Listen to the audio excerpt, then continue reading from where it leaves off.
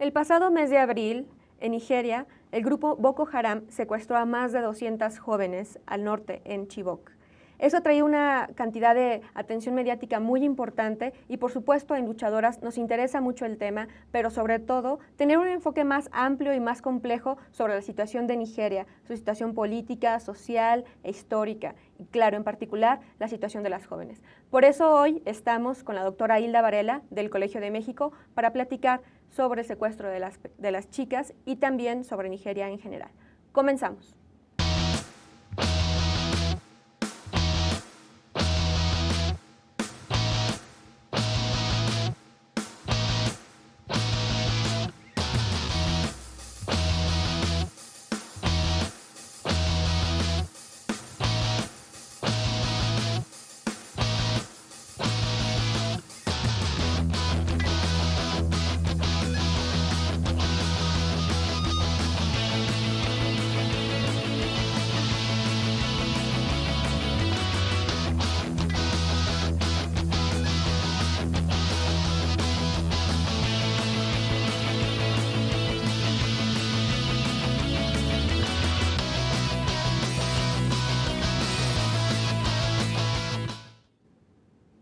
Hola, ¿qué tal? Muy buenas noches. Bienvenidas y bienvenidos a Luchadoras. Estamos como cada miércoles en Rompeviento Televisión por Internet y hoy tengo el gusto de estar con la doctora Hilda Varela.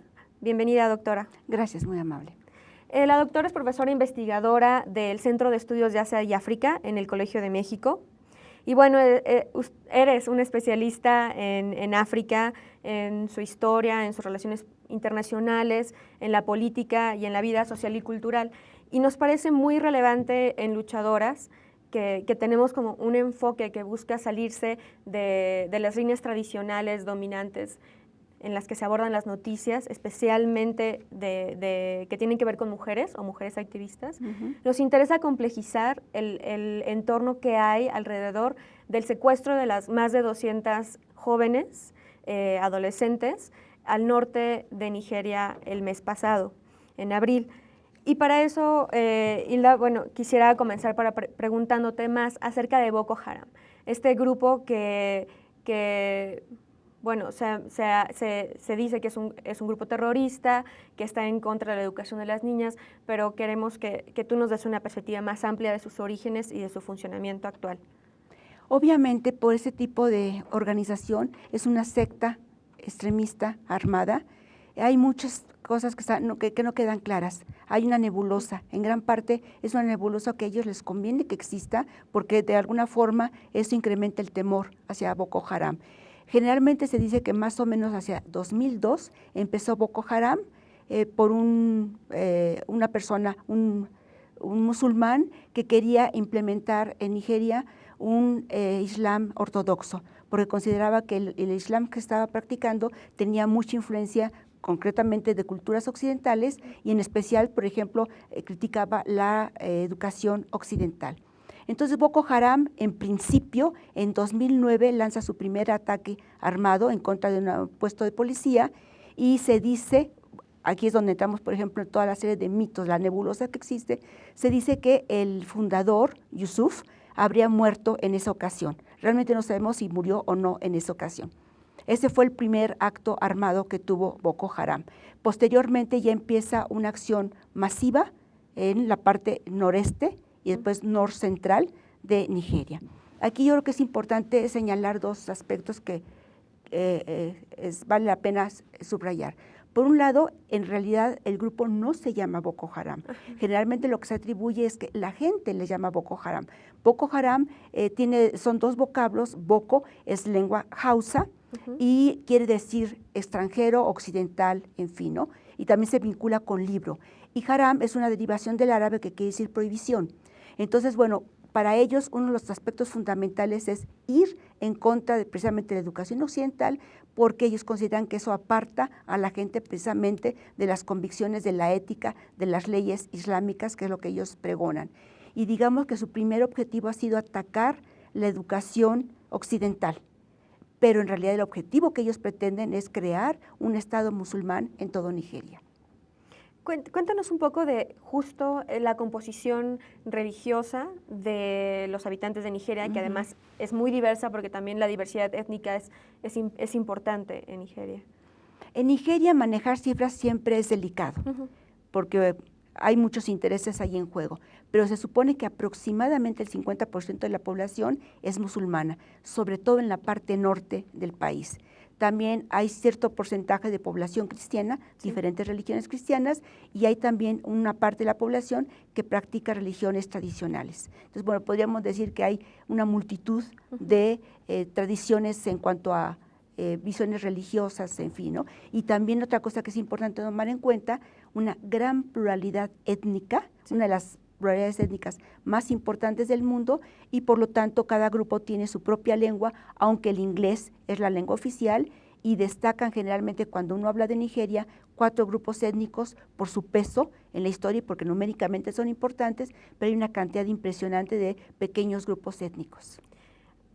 Antes de que vayamos a ver un video que realizó una corresponsal de CNN en el que visita Chibok en Nigeria y habla con algunas de las estudiantes que lograron escapar y con una de las estudiantes y con dos madres de este grupo, quisiera preguntarte, insistir un poco más en esto que mencionas de que Boko Haram en realidad no es la manera en que este grupo se reconoce o se nombra a sí mismo, sino que ha sido nombrado así o reconocido así por alguien más. ¿Quién otorga ese nombre a Boko Haram y cómo se nombran ellos mismos? ¿Cuál es su autodeterminación? De acuerdo. También allí hay una serie de nebulosas en torno, ¿no? En principio se supone que la gente los empezó a llamar Boko Haram precisamente porque estaban en contra de la educación occidental. Incluso hay algunas fuentes que dicen que ellos mismos dejaron, de alguna forma soltaron la información para que la gente empezara a temer, porque la simple palabra de Boko Haram, los dos vocablos, crean miedo, crean pánico en la población. Entonces realmente no sabemos si fue la población, como la gran mayoría de los autores sostienen, la población la que empezó a llamarles así, o si realmente de alguna forma ellos dejaron filtrar esta forma de llamarlos. Ellos utilizan el nombre en árabe, más o menos la traducción sería la comunidad de creyentes que propagan las enseñanzas del profeta y del yihad. Aquí es importante lo del yihad. Sí, el yihad es la guerra santa. Entonces, precisamente allí hay desde el nombre un compromiso. Ellos están decididos a, mediante la violencia, mediante la guerra santa, lograr un Estado musulmán de acuerdo a su lógica, una versión del Islam ortodoxo de lo que debe haber en Nigeria.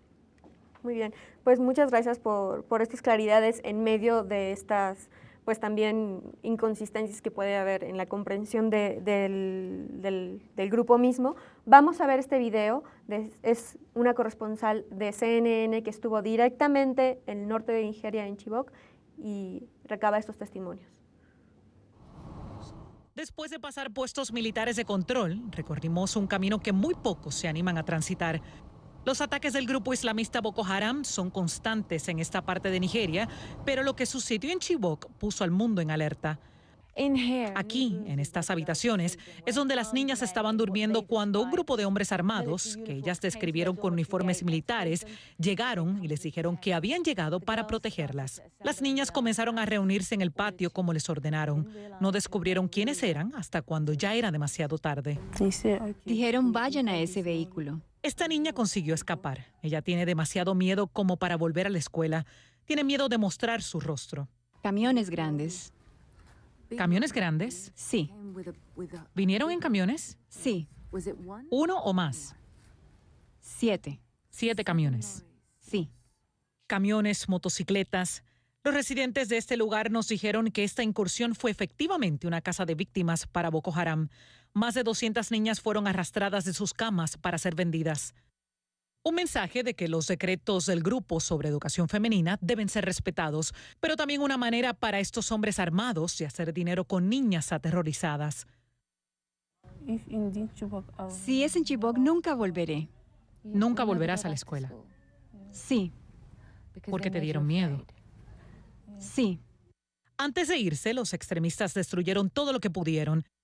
Libros de texto, la biblioteca y el laboratorio. Fue un intento de cerrar la escuela para siempre. Elizabeth y Mary son amigas, miembros de la misma iglesia. Sus hijas también eran amigas y tenían la esperanza de estudiar medicina. Ellas y muchas de sus compañeras nunca volvieron a sus casas. Les estamos implorando que dejen a nuestras hijas. No tenemos fuerza para hacer nada que requiera poder. Ellas dicen que se sienten impotentes y sin pistas que les permitan encontrar a sus hijas a casi un mes de que fueran secuestradas. Nima El Bajir, Chibok, Nigeria. Bien, pues acabamos de ver este acercamiento directo, digamos, a través de la nota que hizo la corresponsal de CNN. Y bueno, quisiera platicar contigo, Hilda, varias cosas que me llaman mucho la atención. Primero, me llama mucho la atención de esta nota, por ejemplo, el tema de quemar la escuela. Me parece que es parte del mensaje, o simbólicamente es importante considerarlo. Sí. No sé si podemos reflexionar un poco sobre este afán explícito, este mensaje simbólico que se está dejando en el acto. Sí, bueno, yo decía que uno de los aspectos fundamentales ahorita de Boko Haram en esta etapa, para ellos es combatir la educación occidental, porque precisamente ellos piensan que es una corrupción de las tradiciones musulmanas, entonces por eso atacan la educación occidental. Ahora, aquí es importante también subrayar que Boko Haram no es representante de todas las corrientes musulmanas que hay en Nigeria, claro, y tampoco son representantes de lo que es Nigeria. Claro. Nigeria es mucho más que eso. Y es algo muy importante que queremos retomar más adelante en el programa, justo porque recurrimos a partir de los medios a los que tenemos, bueno, no los que tenemos más acceso, sino los más dominantes, a un discurso sobre África y en especial un discurso sobre la religión, sobre el Islam, sobre la religión musulmana o los musulmanes, de una manera muy estereotipada, ¿no? Sí. Pero para tratar de agotar un poco el tema del secuestro y luego ampliar la mirada a Nigeria y su complejidad,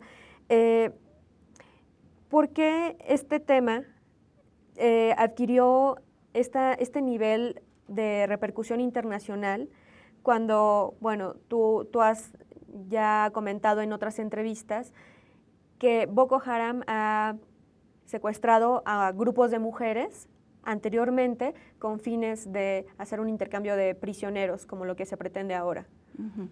Bueno, aquí hay un aspecto que creo que es importante, ¿no? En lo particular no considero que el secuestro de las niñas tenga realmente una finalidad de tipo económica.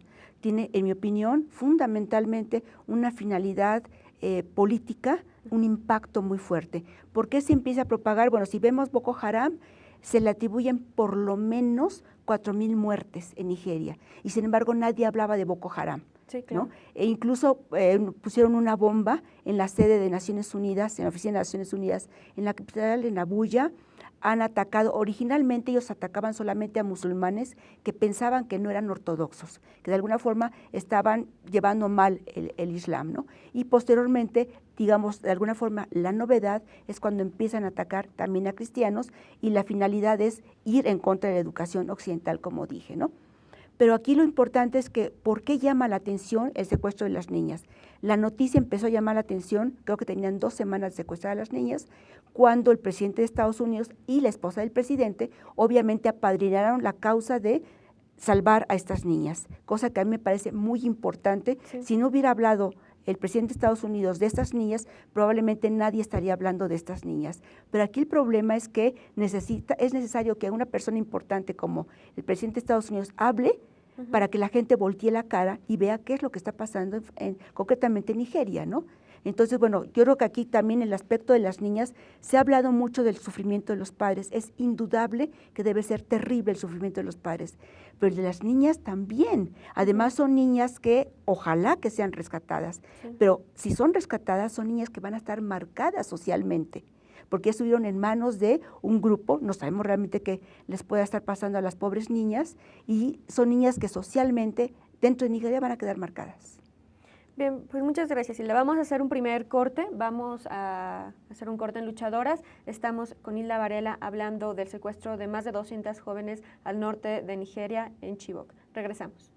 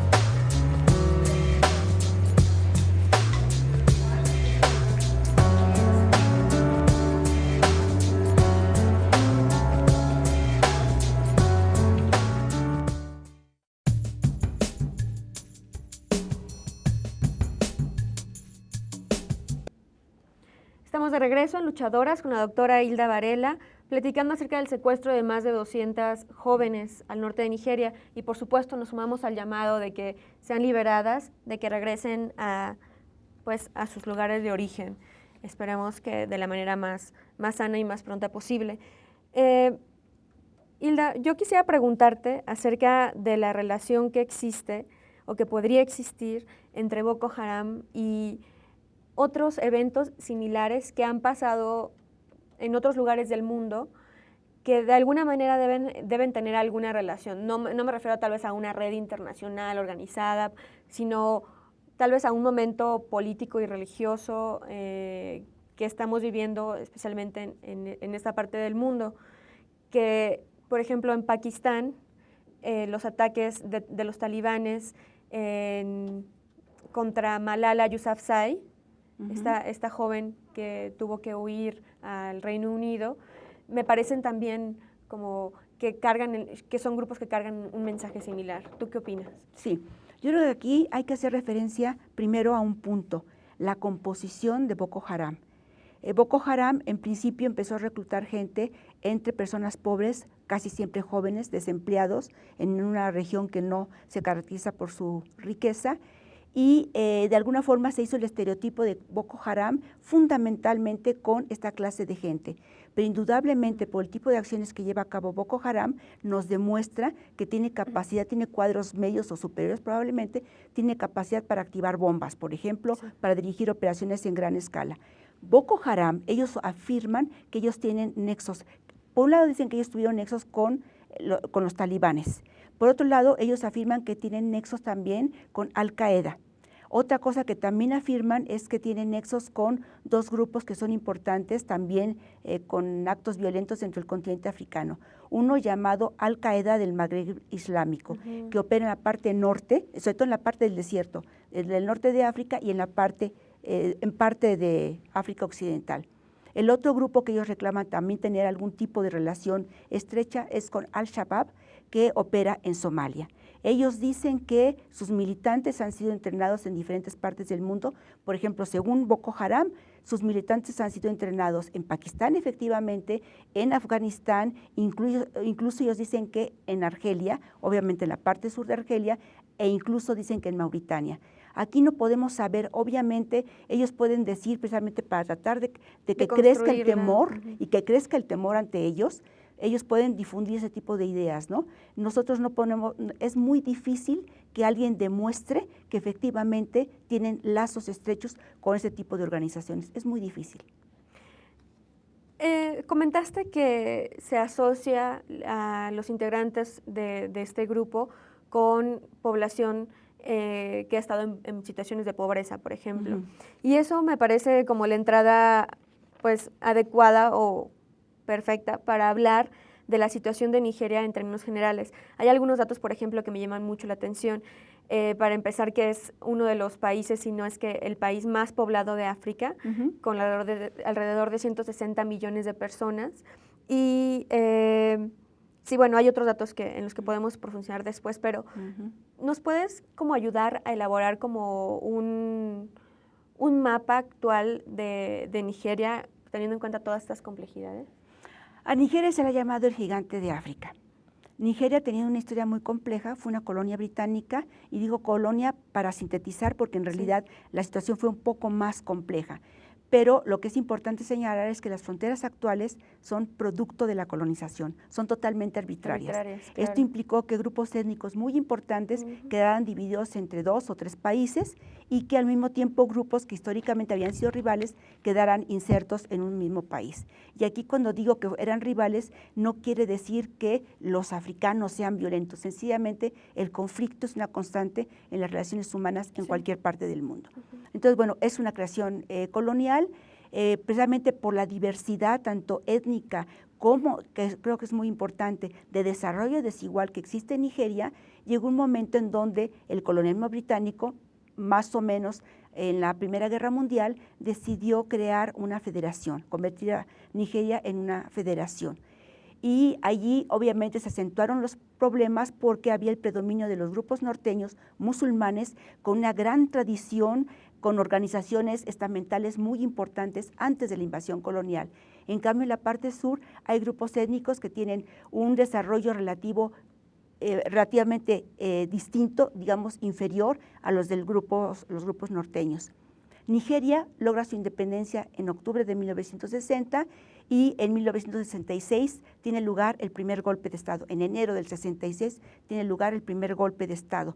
Poco tiempo después, en ese mismo año del 66, hubo un segundo golpe de Estado y marca el inicio de una cruenta guerra civil que es conocida como la Guerra de Biafra. Actualmente ya casi nadie habla de la Guerra de Biafra, pero fue una guerra tremendamente violenta en donde fue un intento separatista del grupo étnico Igbo, que tiene un desarrollo distinto al de los grupos norteños. Los grupos norteños tienen una tradición, como ya dije, de grandes sociedades estamentales, una cultura musulmana, y en cambio los Igbo no tenían estructuras tan sólidas antes de la invasión colonial y fueron muchísimo más propicios a la penetración tanto cultural de la administración colonial como para que ellos se insertaran en ese esquema colonial. Entonces, gran parte del ejército era precisamente de pertenencia Igbo.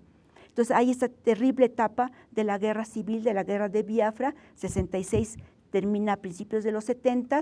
Un aspecto que es muy importante para la terminación del conflicto fue el descubrimiento de grandes yacimientos. Ya se sabía, empieza realmente la explotación. Desde los años 50 se sabía que había grandes yacimientos de petróleo en Nigeria, e incluso el tipo de petróleo se llama petróleo tipo Biafra.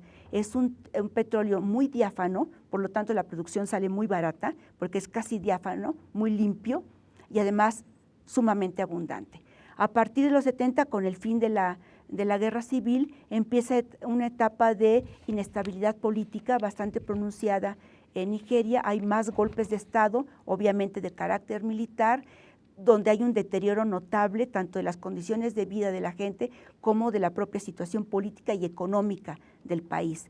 Finalmente, en 99 hay un regreso a la vida civil después de 5 o 6 golpes de Estado, más o menos. Hay un regreso a la vida civil y además aquí es una cosa importante. El 29 de mayo se celebra como el Día de la Democracia en Nigeria, porque precisamente fue cuando regresó en 99 el país con la constitución, con una constitución multipartidista basada en elecciones directas para formar gobiernos civiles. De 99 a la fecha hay gobiernos oficialmente civiles. Sin embargo, yo creo que es importante subrayar, como en cualquier parte del mundo, el desarrollo interno es sumamente desigual. Hay gente, hay sectores sociales con una gran riqueza y sectores con un nivel de pobreza verdaderamente impresionante. También, si uno se fuera a las cifras, son impresionantes la cantidad de gente que vive por debajo del nivel de miseria. Otra cosa que también es muy importante es el desempleo. Y es importante porque precisamente en el Islam existen las hermandades, los sistemas de cooperación, de ayuda mutua. Entonces, esta gente joven que no tiene empleo, que no tiene una opción a corto plazo para salir, para triunfar en la vida, obviamente este tipo de organizaciones como Boko Haram les ofrece, por un lado, una situación de poder, tener un arma, por ejemplo, y por otro lado, una salida a este sin futuro que tienen como desempleados. Y no lo pensemos tan alejado a nuestra realidad si hablamos, por ejemplo, del crimen organizado en México, ¿no? Hay en particular, tenemos que pronto cerrar este segmento, pero me llama la atención el tema de los recursos y el tema del petróleo.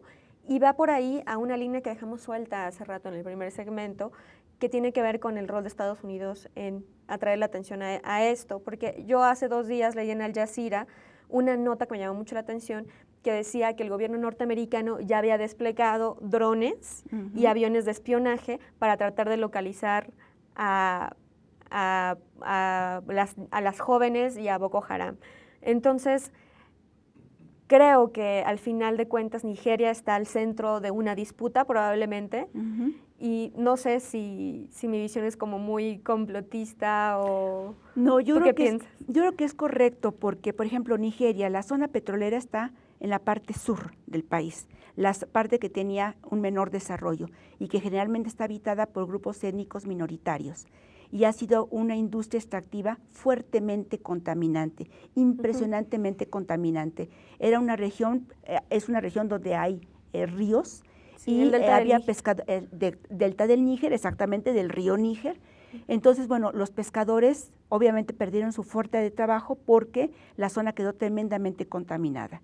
E incluso ha habido movimientos armados en el delta del Níger, varios grupos, y hubo un acuerdo de amnistía condicional del gobierno para aquellos militantes de la región del delta que de alguna forma quisieran rendir las armas, reincorporarse a la vida del país. Pero la pobreza ahí sigue, es muy fuerte, y además la impunidad de las compañías petroleras que han contaminado fuertemente la zona. Entonces ahí tenemos una zona importante de conflicto porque efectivamente muchas veces los grandes cuadros, por ejemplo, de ingenieros, en fin, es gente que viene de otros países, Claro. muchas veces de Estados Unidos. Ahora, la segunda parte que tú decías, ojalá que realmente se salve a estas niñas, ojalá que los intentos de salvar a estas niñas sean realmente genuinos, auténticos, pero lamentablemente uno se pregunta, por otras experiencias que hemos vivido en África, uno se pregunta hasta dónde son más propagandísticos que reales. ¿Por qué?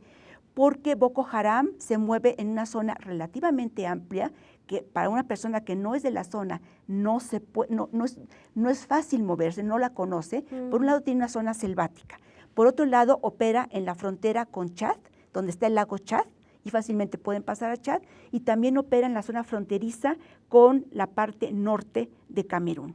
En esta parte norte de Camerún, por ejemplo, se afirma que ya podría haber habido algún ataque de Boko Haram. Pero lo que es muy importante es que Boko Haram se puede mover con relativa libertad hacia estos países, aunque ya están militarizando la frontera de Chad con Nigeria y de Camerún con Nigeria. Entonces, bueno, es muy fácil. A mí, por ejemplo, de los que me parece un poco extraño de comprender es que mantengan a todas las niñas juntas, porque entonces sería mucho más fácil localizarlos. Es factible que las niñas estén ya separadas en diferentes facciones, por ejemplo. También podría ser, aunque se afirma que las niñas sí están en Nigeria, las niñas a lo mejor ya las movieron a otra zona fronteriza, ¿no? Entonces, bueno, lo de los drones, la verdad me parece que es más propagandístico que una realidad. Es difícil que así se salve estas niñas. Pues muchas gracias por hacer este comentario y vamos a hacer un corte y regresamos para hablar también de otra África, de un enfoque positivo sobre también lo que está pasando en Nigeria y en otros lugares de África.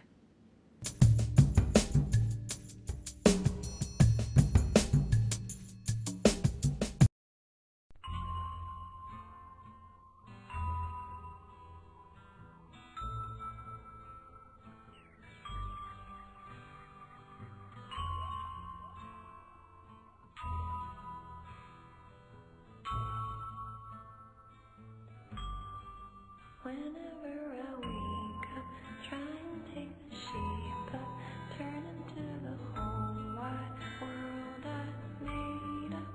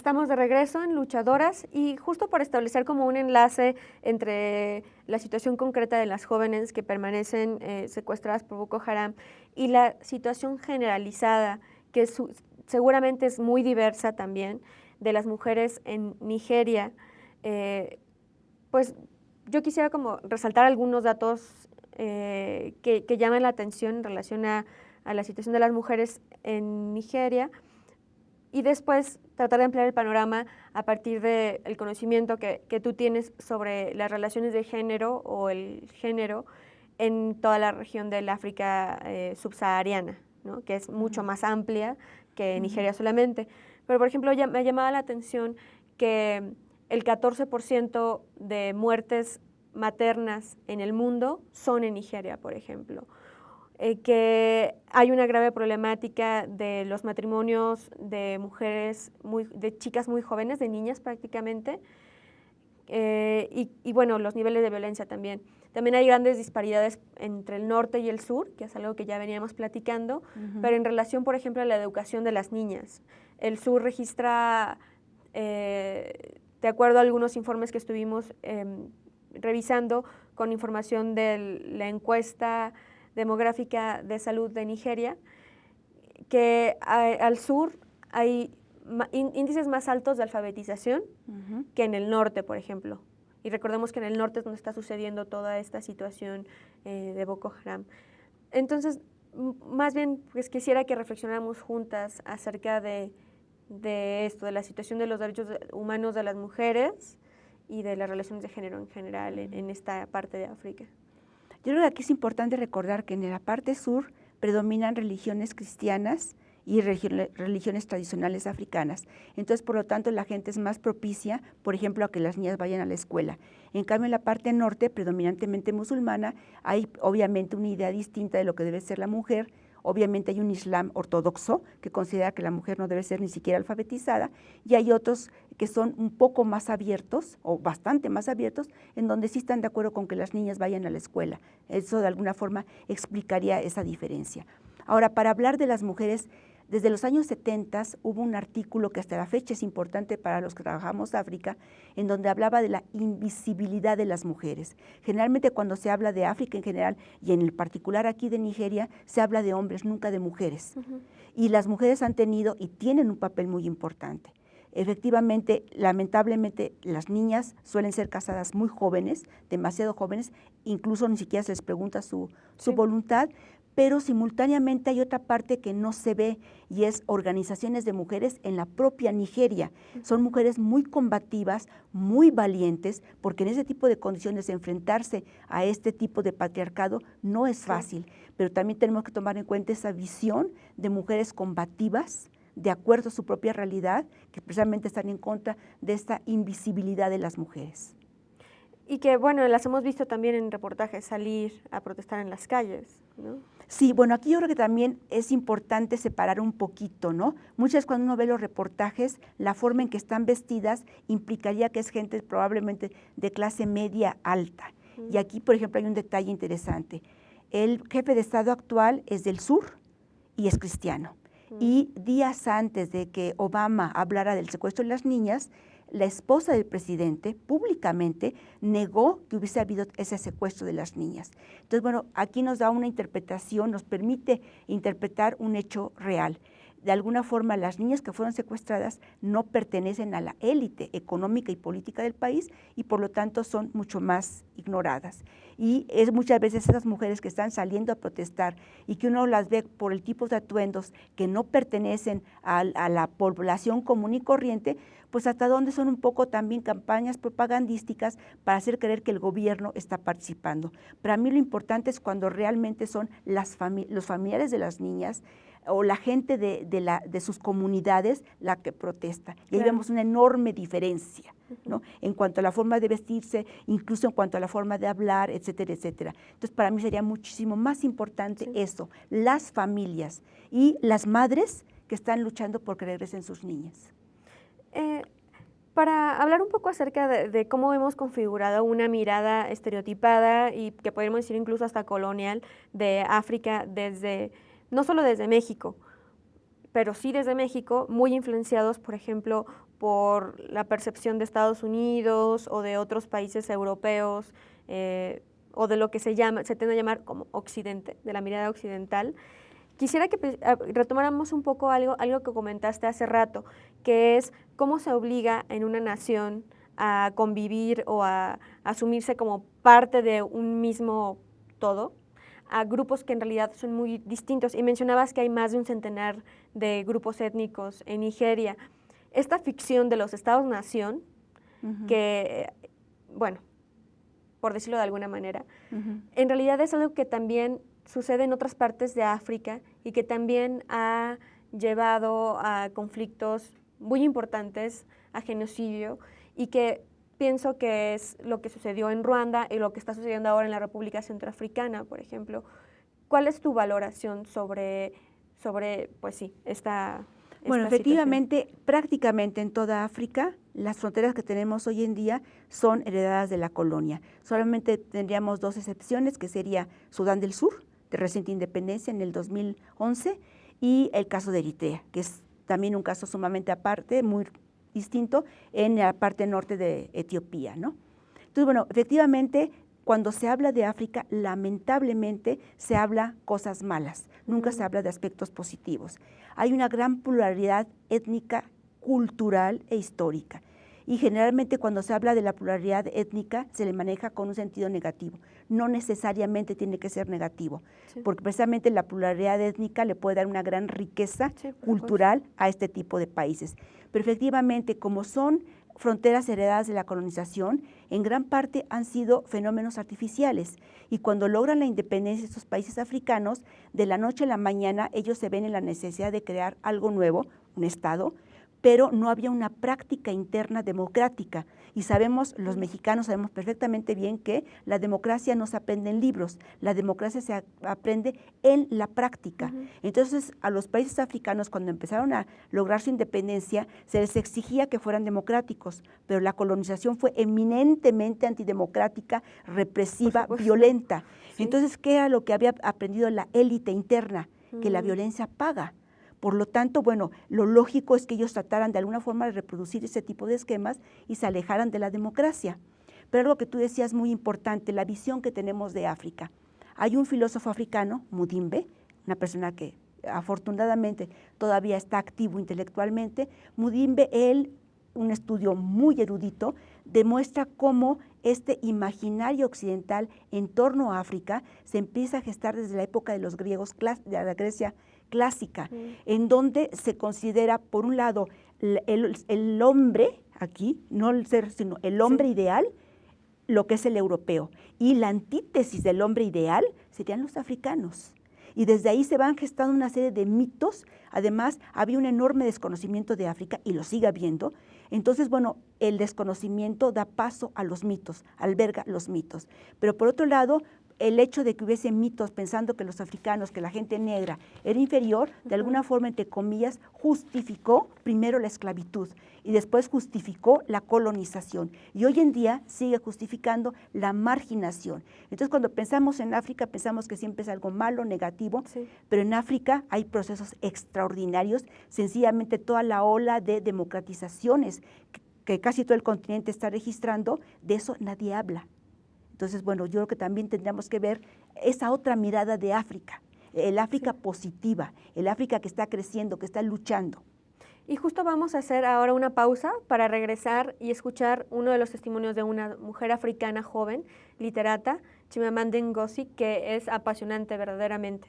Estamos en Luchadoras, platicando con la doctora Hilda Varela acerca de Nigeria. Regresamos ya.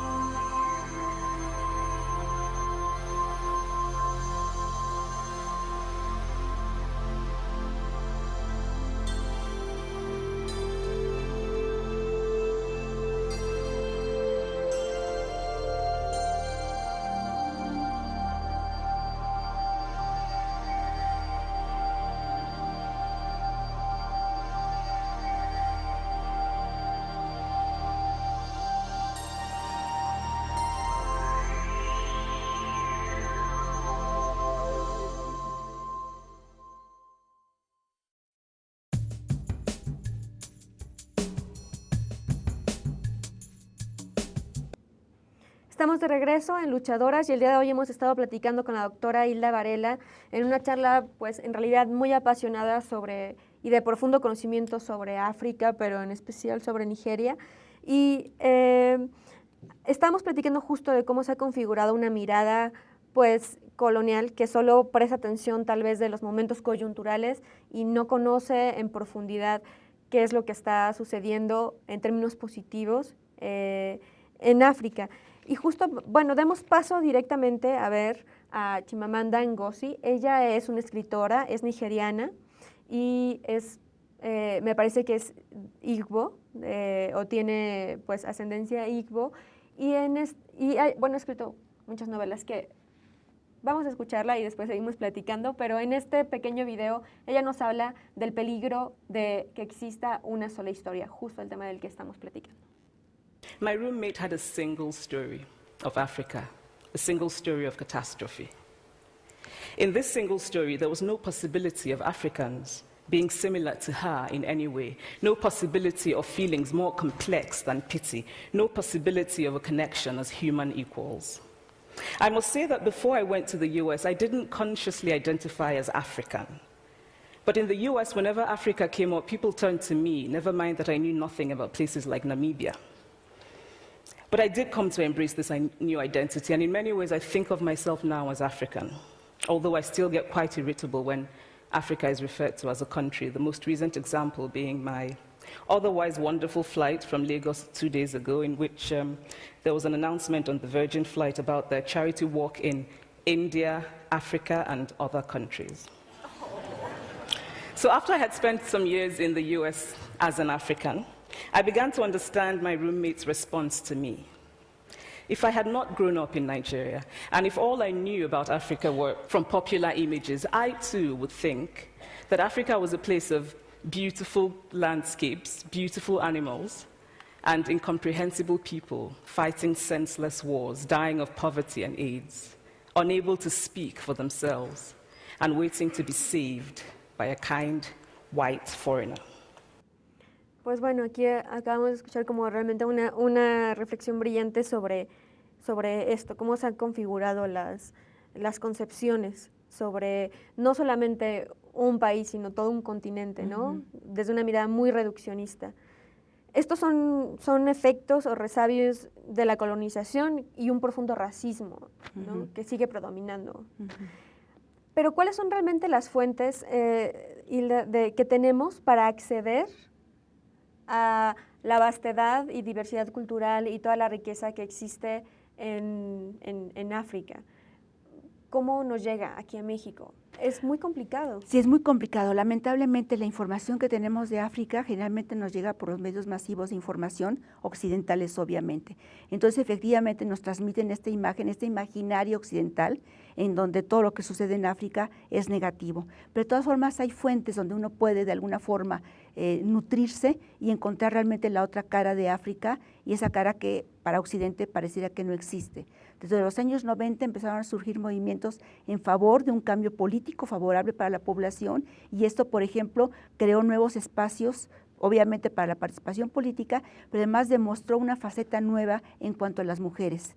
Las mujeres habían sido totalmente ignoradas en los esquemas africanos, y a partir de los 90 empiezan las mujeres a tener un papel muy importante, por ejemplo, en la creación de ONGs, de organizaciones no gubernamentales, y además es muy interesante cómo las mujeres africanas paulatinamente van elaborando su propio discurso de lo que significa ser mujer en los países africanos. Obviamente hay diferencias de un país a otro, pero precisamente nos permite ver esta gran riqueza que existe en el continente africano y que no se reduce a esta visión colonialista, como tú has dicho, de lo que es África. Creo que tal vez una fuente esencial para acercarnos a esa diversidad es la literatura, ¿no? Sí. Y bueno, aquí tenemos un libro de Chimamanda. Bueno, está en inglés, por supuesto, no lo pudimos comprar aquí en México, pero ¿cómo nos podrías tú recomendar a autores, autoras? Yo, por ejemplo, recuerdo mucho, al haber leído esta novela, de personajes femeninos muy fuertes, involucrados en la política, en las relaciones humanas de una manera como muy positiva, muy asertiva. Y creo que, por ejemplo, conocer que, por supuesto es ficción, pero la literatura abreva del mundo real, ¿no? Sí, sí. ¿Qué nos recomiendas para acercarnos y empezar a conocer? Bueno, aquí es importante más? tomar en cuenta que en el Colegio de México tenemos un programa de estudios africanos y tenemos una buena biblioteca, es una biblioteca pública, abierta, y ahí tenemos buenas cosas. En cuanto a literatura, yo recomendaría, por ejemplo, hay un libro que el Colegio de México tradujo de Ngugi wa Thiong'o, uno de los grandes escritores vivos de Kenia, extraordinario, y tenemos esta obra que se puede conseguir a un precio razonable y en español. También se han traducido al español algunas obras de Coetzee, Premio Nobel de Literatura sudafricano, pero lamentablemente han sido traducidas en España y entonces sí se consiguen en México, pero son caras. Sí, además. También, ¿no? Hubo una época que también en México se publicó, por lo menos hay una novela de Coetzee que fue publicada en México hace muchos años, pero obviamente es difícil de localizarla. También está un escritor nigeriano vivo, que tiene 80 años actualmente, también Premio Nobel de Literatura, Wole Soyinka, y algunas de sus obras han sido traducidas al español.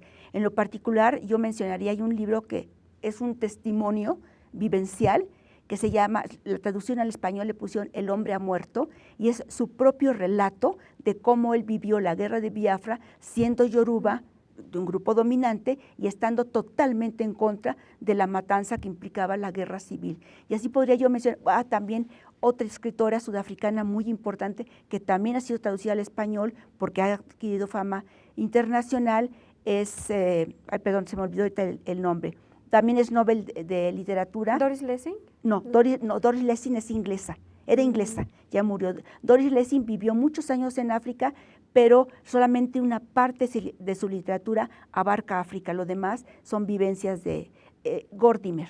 Nadine Gordimer. Nadine Gordimer, Nadine Gordimer, sudafricana también.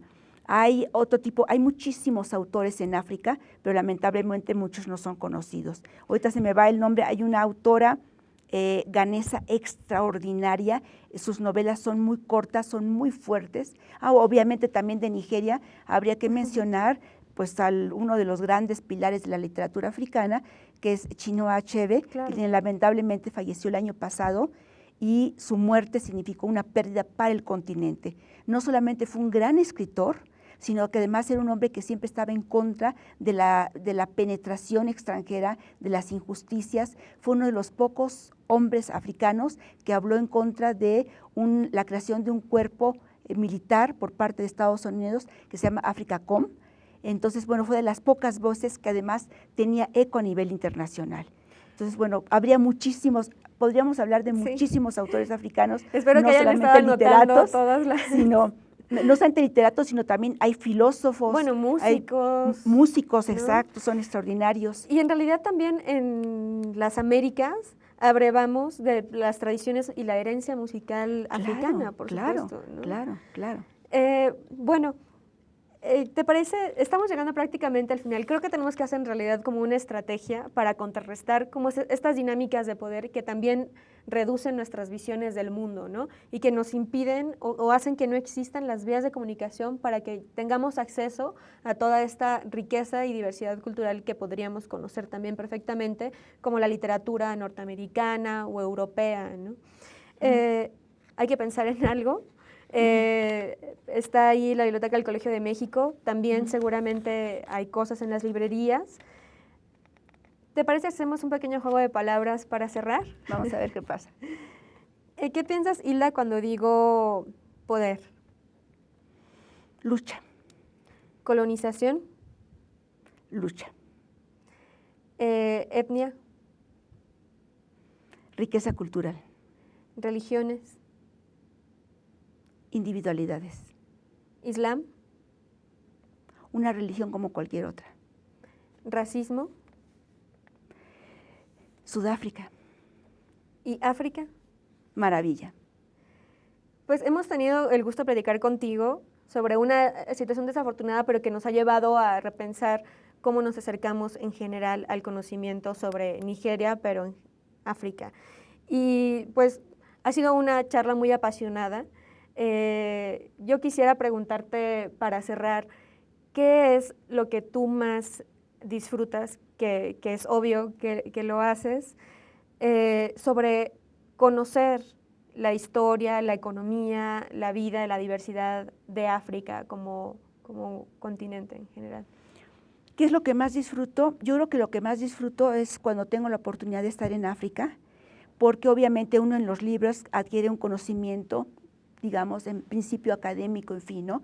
Pero cuando tú estás en África y te das cuenta que todos esos estereotipos son falsos, y hay cosas, por ejemplo, a mí hay cosas que me maravillan de África, los niños.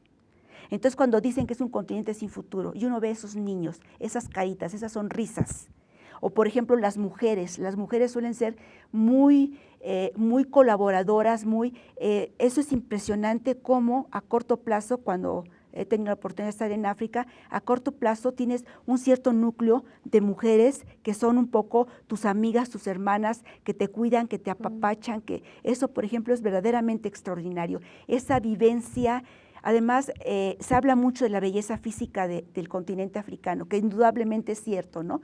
Pero para mí parte de la belleza física del continente africano es la gente, es maravillosa, cómo hablan, cómo caminan, cómo se comportan, la música, la forma en que hablan, eso es verdaderamente, es una vivencia para mí incomparable. Y yo creo que yo le debo mucho más a África que lo que en un momento dado, para mí yo creo que es una obligación difundir el conocimiento que he tenido la oportunidad de tener de África.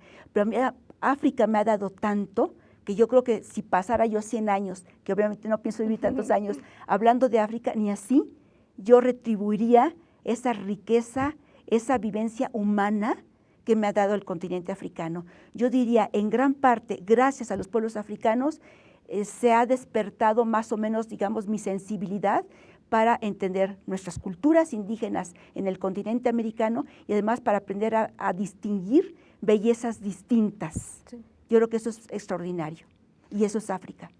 Pues muchísimas gracias, Hilda, por este abordaje y este acercamiento tan profundo, tan conocedor y tan apasionado de África. Por supuesto, desde Luchadoras nos encanta la idea y nos gustaría como profundizar más acerca de también las luchas de mujeres que hay en África, ¿no? Esperamos poder profundizar cada vez más acá en el programa. Pues esto fue Luchadoras, gracias por sintonizar Rompeviento, por conectarse con nosotras. Acuérdense que sigue artículo 19, todos somos 132, 0 decibeles, y bueno, toda la semana Rompeviento ofrece una cantidad y una alternativa pues deliciosa y además profundamente comprometida socialmente. Entonces, quédense con nosotras y con nosotros. Esto fue Luchadoras, hasta luego.